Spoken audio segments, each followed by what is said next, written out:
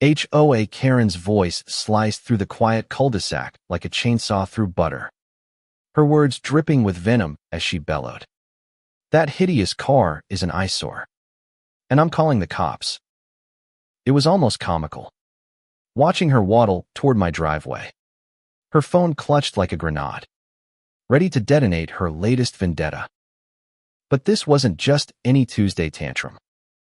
This was HOA Karen, the neighborhood's self-appointed dictator, a woman who'd once reported a kid's lemonade stand for unpermitted commerce. Today, her target was my car, a sleek, lime green Mustang I'd parked proudly in my driveway. The color, she claimed, violated the HOA's aesthetic code. The irony. I, Marcus Reed, was the HOA regulator who'd written those very rules. And Karen, in her righteous fury, had forgotten that detail. The trouble started that morning when I rolled into Willow Creek Estates, my new home after a decade in the city. I'd taken the HOA gig to escape the corporate grind, thinking a suburban life would be peaceful. Wrong. Karen, all 300 pounds of her, had been waiting for me like a hawk eyeing a mouse. Her floral moo-moo billowed as she stormed over, her eyes narrowing at my car. That neon monstrosity doesn't belong here. She'd spat, jabbing a finger at my Mustang. I'd smiled, explained it was my pride and joy, and assumed that was that. But Karen didn't let things go. She never did. By noon, she'd rallied her minions, 2 neighbors who trailed her like obedient lapdogs. They stood on her lawn, whispering as I washed my car, the sunlight glinting off its curves. I caught snippets of their complaints. Tacky. Ruins the vibe. Who does he think he is? I ignored them, humming to myself, until Karen's voice boomed again. I'm filing a formal complaint, she declared, as if she were judge and jury. I shrugged, thinking she'd just send a strongly worded email to the HOA boardoctomy. But Karen had bigger plans. By 5 p.m., a police cruiser rolled up, its lights flashing lazily. Officer Daniels, a tired-looking man with a notepad, stepped out, already regretting his day. Karen was in full performance mode, gesturing wildly at my car like it was a crime scene.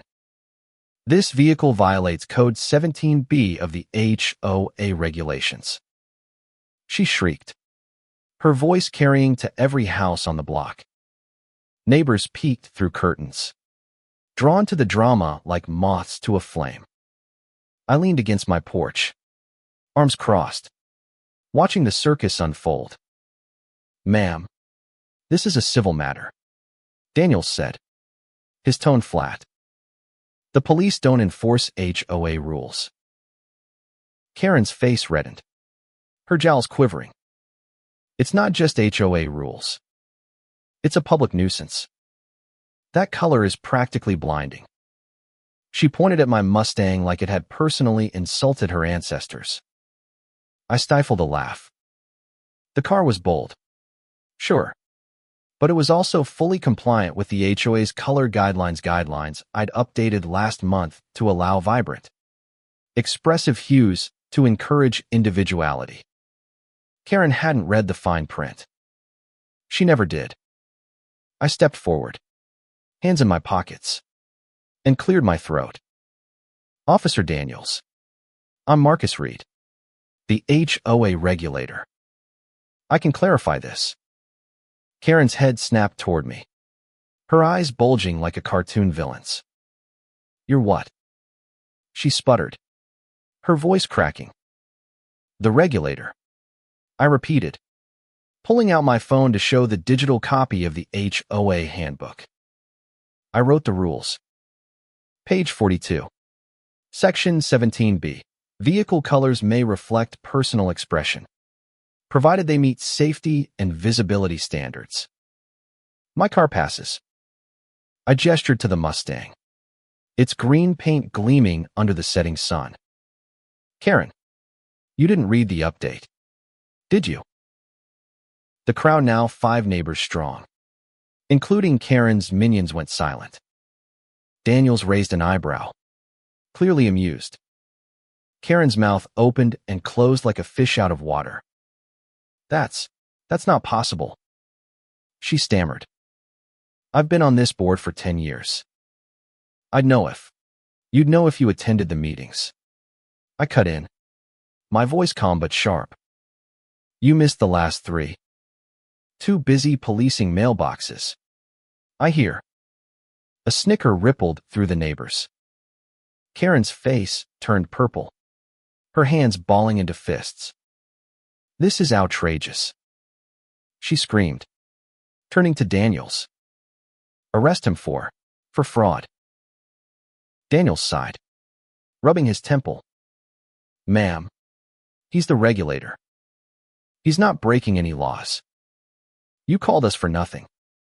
He glanced at me, almost apologetic. You good here, Mr. Reed? All good, I said, giving him a nod. Daniels tipped his hat and headed back to his cruiser, leaving Karen fuming in my driveway. But she wasn't done. Oh, no. Karen never went down without a fight. By the next morning, she'd escalated her war. I woke to find my car covered in sticky notes, each scrawled with insults. Tacky. Move out. Eyesore. I peeled them off, chuckling. But the humor faded when I saw the email. Karen had sent a petition to the HOA board, still demanding my car be towed and I be fined $5. 000 for aesthetic disruption. She'd CC'd every resident in Willow Creek, spinning a tale of how my garish Mustang was tanking property values. She'd even attached a blurry photo of my car, captioned, "A disgrace to our community." I could have ignored it. I could have deleted the email and gone about my day. But Karen had crossed a line. This wasn't just about my car, Anna Maria. It was about her need to control, to bully, to make everyone bend to her will. I'd seen her kind before, people who thrived on power trips, who thought they could intimidate anyone into submission. Not today. I called an emergency HOA meeting that evening. Karen showed up, smug as ever, flanked by her 2 loyalists. The community center was packed. Word of the color clash had spread like wildfire. I stood at the podium, my laptop open, and projected the HOA handbook onto the screen. Let's settle this, I said, my voice steady. Karen, you claim my car violates Code 17B. Care to read the rule aloud? She hesitated, then snatched the printed handbook from the table, flipping to the page with a dramatic flourish. Her eyes scanned the text, and her smugness faltered.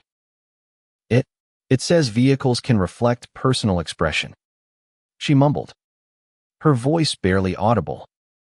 Exactly, I said, clicking to a slide showing the updated rule, time-stamped and signed by me.